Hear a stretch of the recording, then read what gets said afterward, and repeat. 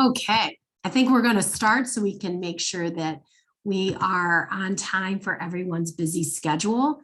We appreciate you taking time out of your day. So thank you so much. I do want to start by saying we are expecting delivery furniture in our building, in our office. And so if I get really quickly called away to get the buzzer and to bring in some furniture, you are still in wonderful hands. So I want to say thank you for coming. And my name is Kim Harris. I'm the Community Engagement Manager here at Pathway. Been with the organization for about 3 years, a little over now. And I'm really excited that each of you took time in your day to learn more about the organization. What we're going to share with you today is our mission, what we do on a daily basis, and how we're helping kiddos in our community and have been for the last 49 years. It'll be 50 years next year. So without further ado, we'll wrap up at the end, but I want to turn it over to Wendy Tracy, who is our Executive Director, and she's going to give you an overview of the agency. So Wendy, take it away. Thanks, Kim. And again, thank you all for joining us today, for taking out an hour of your day to learn about Pathway. It is so important to us that we are able to get the word out on the things that we do, and what better way to get that word out is through telling you stories through our mission. Like Kim said, I'm the Executive Director. I have been with Pathway, I really need to count now, I don't know, maybe 28, 29 years. I started out as an intern. I was going to Kent State and I had to find a year-long practicum. And at that time, how you found places was you looked things up in the phone book. So I opened up the phone book, and Pathway Caring for Children was the first name that I saw, and I had never heard of them. I met with their volunteer director, and soon after talking with her for a while, she said, sure, I would love for you to come on as an intern. I have a very specific program I want you to start in. It's a new program for Pathway. It is our Therapeutic foster care program. It is working with our most difficult foster children in our agency. Well, being still in college, never working with children, and you're telling me that I'm going to be working with the toughest children in the agency, I took a pause, smiled, and said, sure, terrified. Well, it was exactly the place that I needed to be. Obviously, I've been with Pathway for 29 years. I started working with 2 children, and I was immediately floored. These 2 girls that I started working with were about age 8 and 9. And I had no clue at the time that children could be through 8 or 9 different foster homes in such a quick period of time in their lives. I have grown up with a very supportive family, and it was a real eye-opener to me to find out that foster children have jumped from home to home to home. So I was able to work with these 2 children for about a year, and I was soon hired on at Pathway after I graduated, and I've had several different jobs throughout this career of mine here. So I not only stay because of the children that we serve, I stay because of the people that join Pathway. They are truly, our staff are truly, and our foster parents want to help the lives of children and families. And you will hear that today through all of our stories. So I'm excited for you to hear that. So what Pathway does is we empower children to achieve all of the possibilities of their lives. And we do that in 3 ways. We rescue, we nurture, and we launch. First, we rescue, and I'm going to say that's foster care. We do not take children out of their homes. We get referrals from surrounding counties.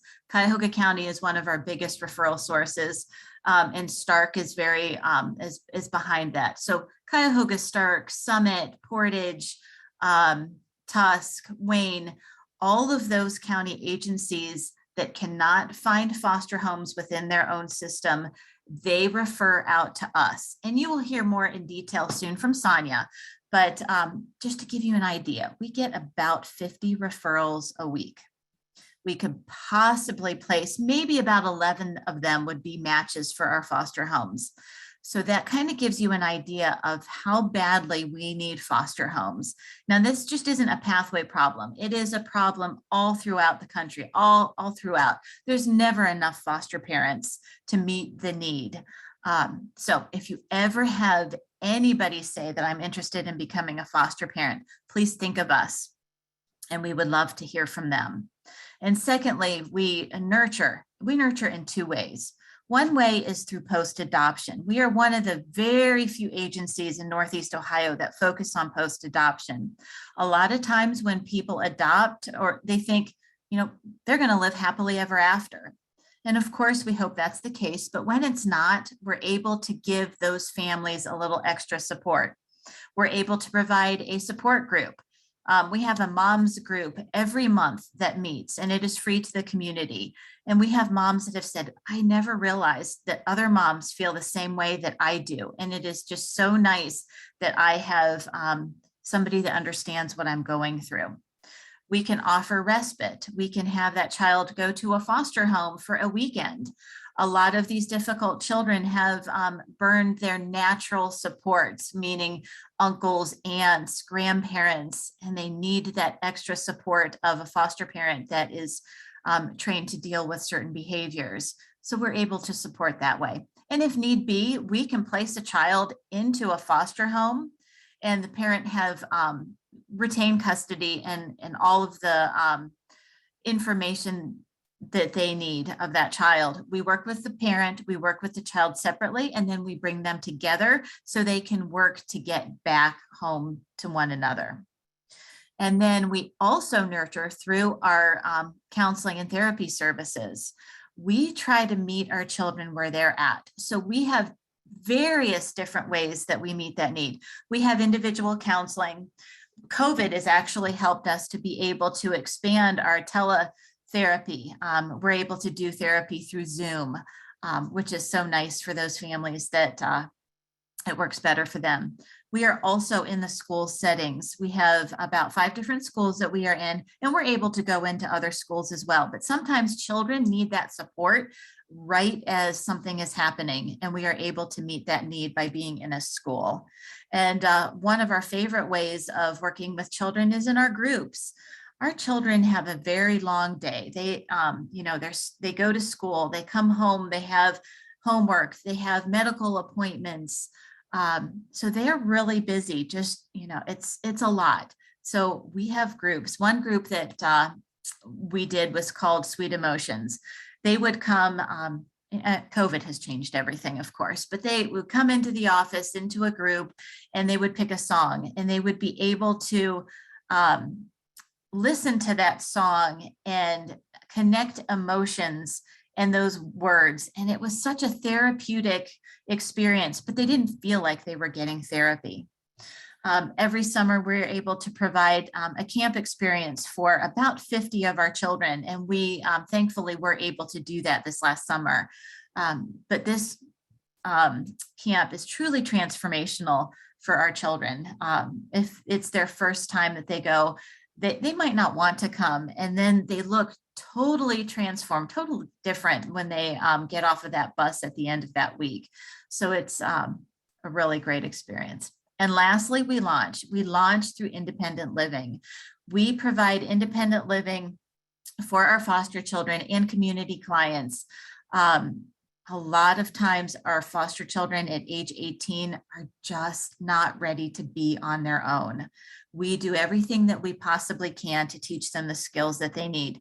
We do help them to prepare for college. We take them on visits. We help them fill out FAFSA forms. We help them with interviews and skills that they need to go out into the workforce. Teach them how to change a light bulb. A lot of times in foster care, our foster parents are dealing with other type of skills that our children need. So we make sure that we hit all of those type of skills that they need to be successful out in the world. But, I know 5 years from now, we will be continuing to serve this type of population. But my hope is that we can really reach out by through these type of mission tours. We want to make sure the community knows we're here. That is one of our biggest roadblocks, is making sure that people know we're here. Word of mouth is our biggest referral source. So anything that you can do if you hear of somebody interested, please let them know that we're here. But again, I thank you for joining us today. I am going to pass it off to Sonia, who is going to talk about rescue in foster care. All right, thank you guys.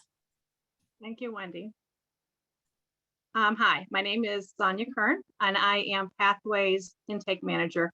My role is to place I read all the referrals that Wendy referred to from the counties, and then I attempt to find a home for each of those kiddos within our network where they may best fit. What I think Pathway does really well is match the child's needs to a foster family that can meet those needs. We are very intentional in our placements so that not only will a child heal and grow, but a foster parent gets to do what they're really good at. Whether that be holding a drug addicted baby through withdrawal, or helping a child with learning delays master reading, or helping an older child process their trauma so that they can move forward and begin thinking about their future rather than just focusing on their past. And these intentional matches also help us in another way. When a match is successful, there is fewer disruptions. And a disruption is when a child is moved prematurely from a foster home. At Pathway, we know moves hurt kids. And we also know that with each move, a child learns to trust less. And so we do our best on the front end to place a child with intention, and then to support our families to weather the storms that seem to come with our kids. As the intake manager, I also get this really unique vantage point where I get to see our kiddos find their soft place to land on their worst day. And then I get to see where that leads. Our goal is always to heal a child and to build up a family. And many times we get to be a part of helping a child return home. And when that doesn't happen, our role becomes to find permanency for a child. And so many children find permanency through us. Seeing these happy endings is something that keeps me really motivated and excited. Each time that I open another referral and read another story about a child needing placement or needing a home. As Wendy mentioned, we don't remove children from homes. When a child is in crisis, a county will first try to place that child in one of their own county homes. And when they run out of space, or when a child has a special need, that's when they reach out to an agency like ours. As Wendy mentioned, we get 200 to 250 of these referrals a month, and that number is climbing. But what's really been, I guess, heavy on my heart lately is that while Cuyahoga County alone has 2,500 children in homes away from their parents, and while they're constantly recruiting new homes, as Wendy mentioned, there's a critical home shortage. There's not enough foster parents to meet the needs of the number of children that are out there needing safety and security and love. And so the number of requests is growing, and it's taking longer to find homes. And what does that look like? It looks like that a child, well, imagine this, you're a child and you've just witnessed your mom overdose and being taken away in an ambulance, or your mom and her boyfriend have just had a fight and the police are there and you've witnessed your parents being arrested. Or maybe you were left at home alone and you got really, really hungry and you wandered outside of your house. And a CPS worker or a police officer that you eventually come in contact with says everything's going to be okay. Right now in Cuyahoga County, the average time between that moment in your life and you finding a safe landing, a safe place to be, someone to put you in a bed and feed you and make you comfortable and attend to your needs, the average time is 30 hours.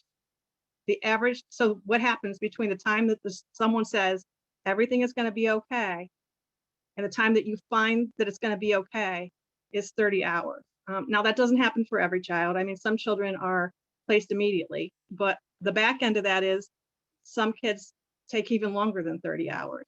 And it just hurts my heart to know that a child is waiting 30 hours to find out if everything's going to be okay.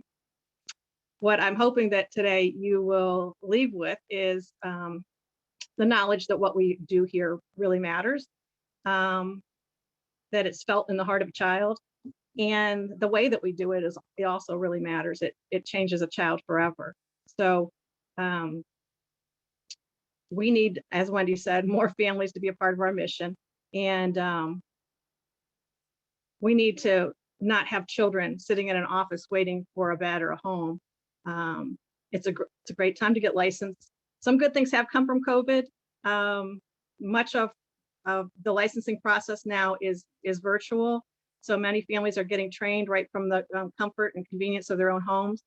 I just say this: if you've ever considered being there for a child, now is a great time to do it. And if you can't say yes, if you know someone, a kind friend who might be an amazing foster parent, spread the word, because we need more kind and amazing people. I'm glad that I had a few minutes to talk today. And I want to introduce you to Donna, who is someone that heard the calling to be a foster parent and said yes, and has had a long and wonderful history of making a difference through Pathway. Donna? Yes, thank you. Okay, I don't think my picture is up there. Okay, I'm good. All right, my name is Donna Romano, and my husband and I fostered 21 years. And in a very short time from starting out, we upped our fostering to high-level teenage boys. So 21 years of fostering teenage boys. A while back, we got a call about this crazy little stormtrooper that had caused a lot of problems in a lot of homes, and they wanted to know if we would be willing to take him in. And I thought, we were young then, and maybe 5 years under our belt. And I thought, of course we are, we can do this. So I'll just call him by his name. He's long gone, Jason. So Jason arrived at our home, and it was a early spring day, and his social worker came, and I said, I was in the kitchen and I hollered, same social worker, I said, just go ahead and move him in. And he said, we're in. Now this boy was 13 years old. At 13 years old, most kids have accumulated a lot of stuff. So he moved in, he had a big black bag tied tightly of clothes. He had a dead man's quilt that he traveled with, and he had a turntable for records. That was all he had at 13 years old. Well, I went in the living room and I went to touch the bag to move it, and he hollered at me, don't touch that. So I said, that's fine. So that day started our journey with Jason. When he arrived, he was in the 8th grade. Jason had been in what they called SBH, severe behavioral handicap classes, since the 1st grade. He came in the 8th grade, and then we began our journey when he started school that year. He was in an SBH class, and of course, most of the kids were foster kids, and they were high-level troubled children. And that year, Jason worked his way out to be mainstreamed when he went into high school. And that was a huge accomplishment because his problems were behavioral. So Jason moved on, and we moved on with him, and he did some sports, and he did some wrestling, and he did some basketball. And Pathway offered, somebody mentioned this wonderful camp that they have. And the camp is for our high-level kids. And Jason went to camp and never had anything like that in his life. Jason went to camp, and I can truly say he came back different. Not perfect, but different. And he came back with some friends, which he had a hard time making. And just absolutely, they did things. They had zip lines, they did hikes, they did sleep outs, they did campfires, and all of these things that children from hard places don't get to enjoy in their lives. So Jason traveled on. He graduated on time from Glen Oak High School, and still living with us. He maintained living with us, had a job, and eventually he thought he was able. And you know, what 18-year-old doesn't think they're able to go out, live on their own, pay for groceries, pay for rent, pay for a phone bill? They all think they can do it. So at our house, and I'm sure you women can understand this, there were some things between Jason and I that we did not tell Dad. And I think in most homes for moms, there are things that we don't tell Dad. So once a month, I would meet Jason up by the Marks where he lived, and we would spend $100 on groceries. I kept an eye on his phone bill. If it got too close, I would take care of that. And time went on.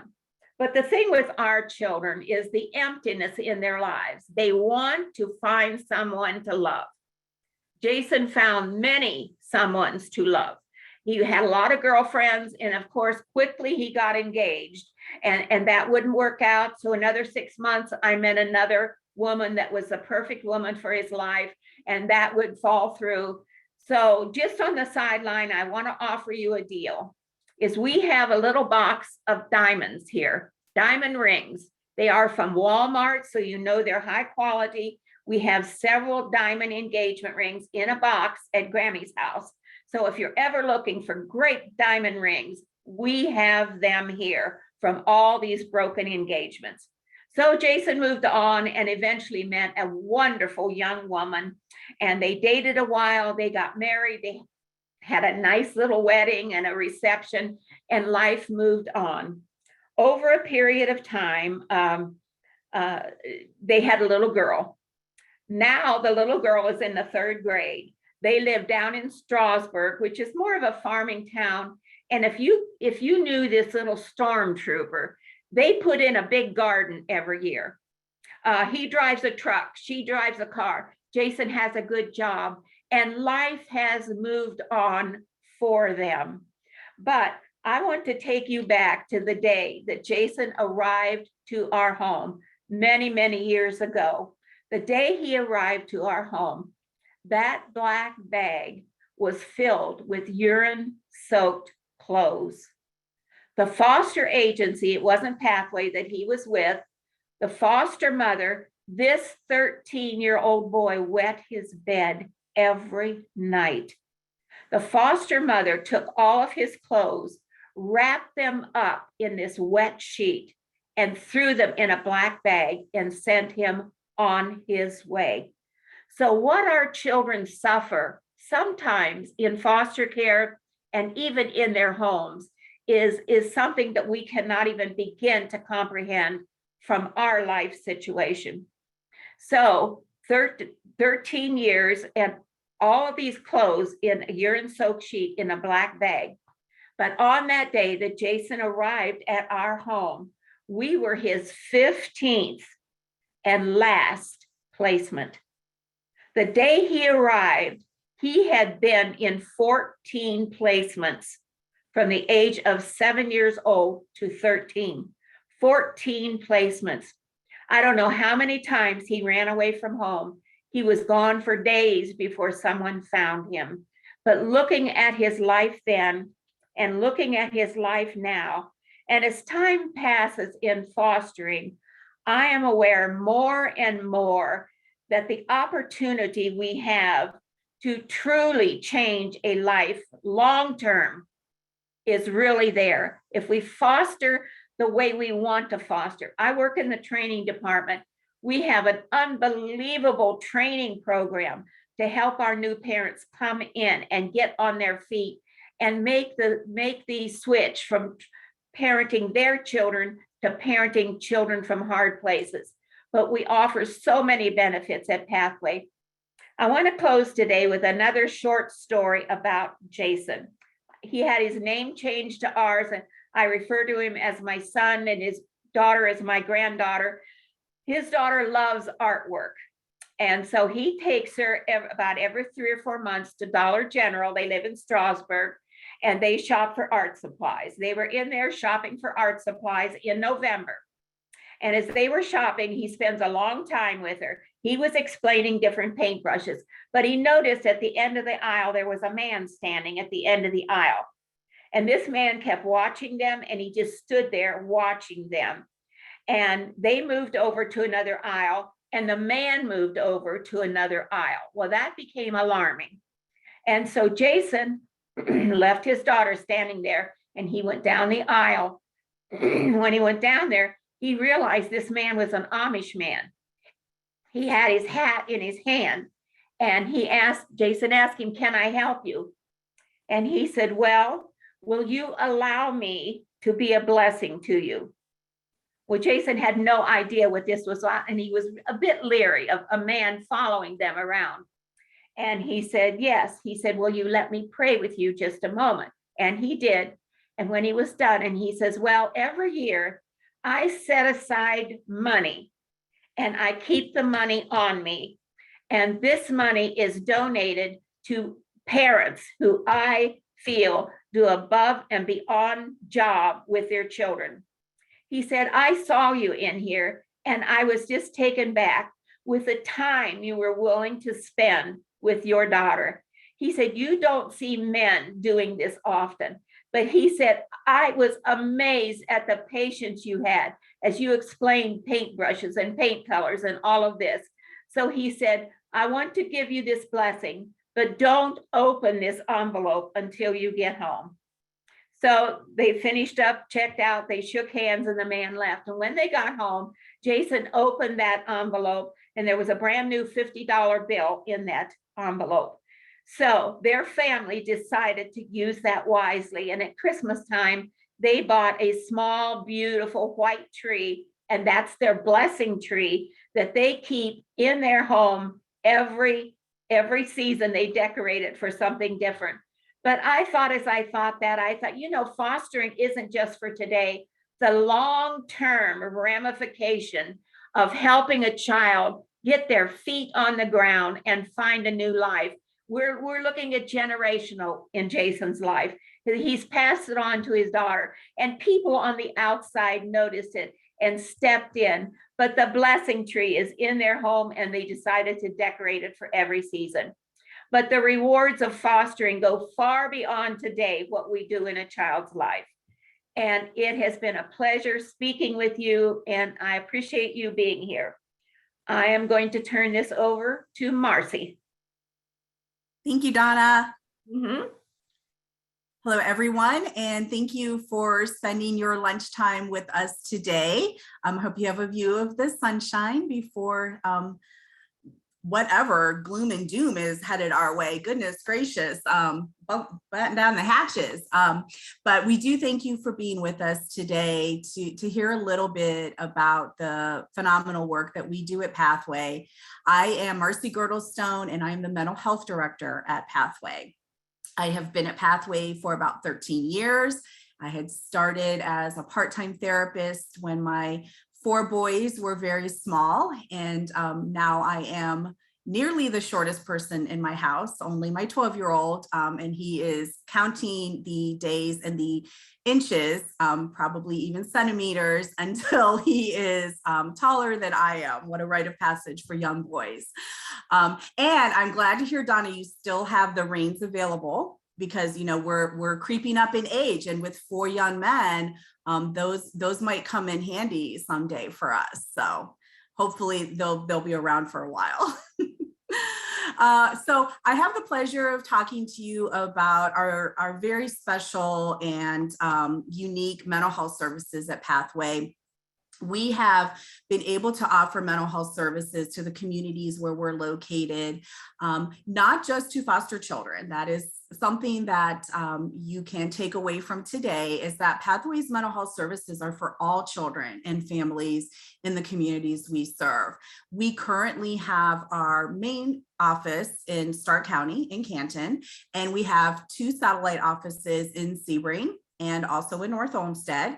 And we are offering services as well in homes in Wayne County. So when Donna talked about the Amish friend, I thought, oh, wow, that's a community we're familiar with as well. So our services spread from Cleveland down to Millersburg and Sugar Creek, a wide variety of families that we serve. But what we do with every family, no matter where they live, what they look like, what their family dynamic and structure might be, is we build resilience.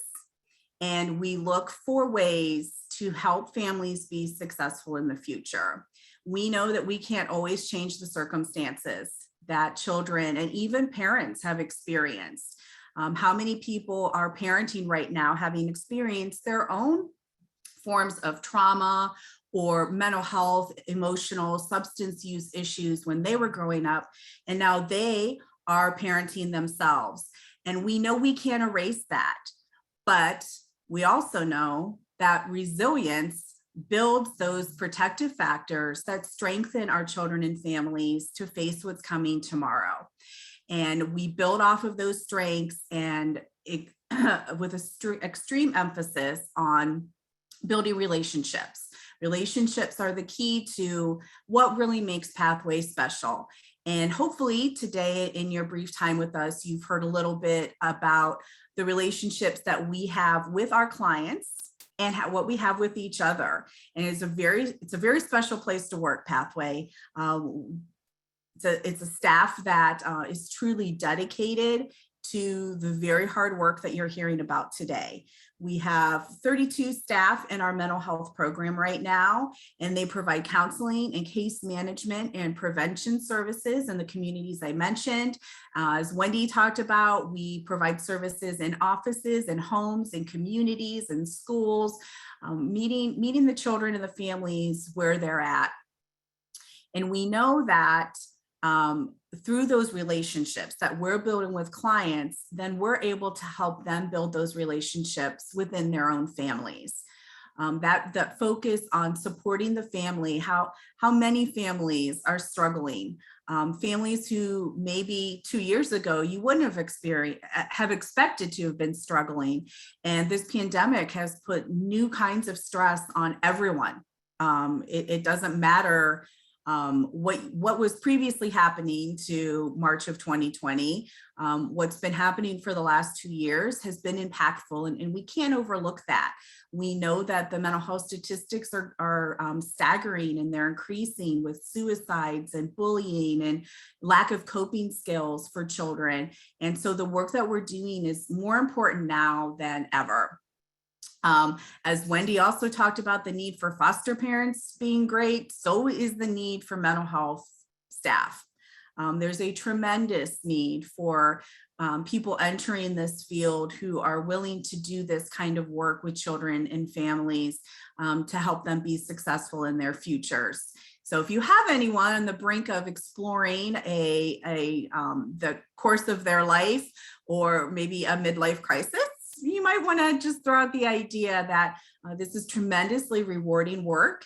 I've been doing it all of my life, not just the 13 years I've been at Pathway. I can't imagine doing anything else, but it's hard. It's really hard work. And our staff take a lot of things home with them that are heavy and sometimes very, very difficult to carry and to process. So I'm going to share with you a story about one of our families who's working with our mental health team. He is actually an Amish man and lives in Holmes County, and his family had adopted a young boy, and the boy's about 6 years old and has had some pretty challenging behaviors. And the family's been working with our family empowerment specialist for about 6 to 9 months. And a couple months ago, the dad was home alone with the son, and behaviors were escalating, and he was feeling very frustrated. And so he said, just go to your room. He didn't know what else to do. Just go to your room. You got to go to your room. So the boy went to his room, of course, stomping feet, slamming doors, probably some things hitting the wall as he pounded away. And the dad sat down at the kitchen table and was feeling very defeated. He's been working with this empowerment specialist for 6 months and he doesn't know what to do. I don't know, nothing's working. I don't know what to do. And he looked over at the counter and saw that the strategy cards that our specialist uses to guide the sessions with the families. And so he walked over and he picked up the cards and they fell open to one of the strategies that was about being present, being fully present with your child. And he thought to himself, well, I just sent him to his room. I'm nowhere near him. Maybe this is a sign. Maybe I'm supposed to go to him. And so he went upstairs and he knocked on the door very gently and announced he was going to come in. And he sat down on the bed beside the boy. And he still had no idea what he was doing. He said, I just knew that card was telling me I need to just go and be present with him. And so he sat on the bed with the boy and it felt like forever. It only was about 5 minutes, but if you've ever been in those situations of what should I do? What should I do? It feels like forever. But he sat on the bed with the boy and about 5 minutes later, the boy got up and he sat on the floor and he started building with his Legos. And so dad got down on the floor and started building Legos too. Now they still haven't spoken. Nobody said a word, but he keeps telling himself in his head, I'm being present. I'm being present. I'm going to be present. And after building Legos for a few minutes, the boy didn't look at him, but he said, I'm sorry. And that kind of small moment is a pivotal moment in the work that we do with children and families. So first of all, we had this man who'd been very closed in his sessions. The specialist wasn't even sure that he was listening or paying attention. And here he was using these strategies out of desperation in the moment, but the impact became very, very clear to him of simply being present in that moment. And that is not an easy strategy to utilize. I know with my 4 boys, there are times that the last thing I want to do is be present with them. I need them to not be in my space. But when we are talking about children from hard places and rebuilding those trusting pathways that have been so disrupted, the strategies that we use are key to building those pathways in a different direction. And there's a lot of repetition in what we do and a lot of support. But, when we think about working with children and families, a lot of times we think about the focus being on the child, when in fact, we need to wrap our services around the entire family. And dad, needed that support just as much as the child did, because when you're parenting children from hard places, it's a different strategy. Totally. We're talking about, some changes in brain chemistry that makes interactions and the effectiveness of traditional interventions very challenging. So we're teaching parents and walking alongside them in this journey of how to engage and provide effective interventions for these children who are from hard places in a way that's meaningful for both of them. And the outcome then is perhaps a different kind of relationship, but a stronger relationship that is putting that child on the right path towards being a successful adult with successful relationships in the future. So our post-adoption services are part of our mental health department. We offer these specialized services to families who have adopted. It doesn't matter if it's an international, domestic, private, public, informal, kinship, any sort of situation where a family has come together. We're going to work with this family. We also have a very strong relationship with Ohio CAN, the Kinship and Adoption Navigators throughout the state of Ohio. We have 2 navigators on our team here at Pathway. And it's a simple 800 number that any person in the state of Ohio who has adopted or is providing a kinship placement can call this number and be connected to resources in their area. Financial resources, housing, clothing, educational, mental health, but it's a tremendous resource where has pulled all of the services together for adoptive and kinship families to contact. And we know that adoption and kinship families sometimes feel very isolated and alone. So we want to share this information with them. If you know anyone who is an adoptive family or providing any sort of kinship placement, you can find the information on our website to connect them to the Ohio Can Navigator program. So as I'm wrapping up today, thanking you again for your time, I just want to leave you with the fact that the need is great for mental health and prevention services in our communities.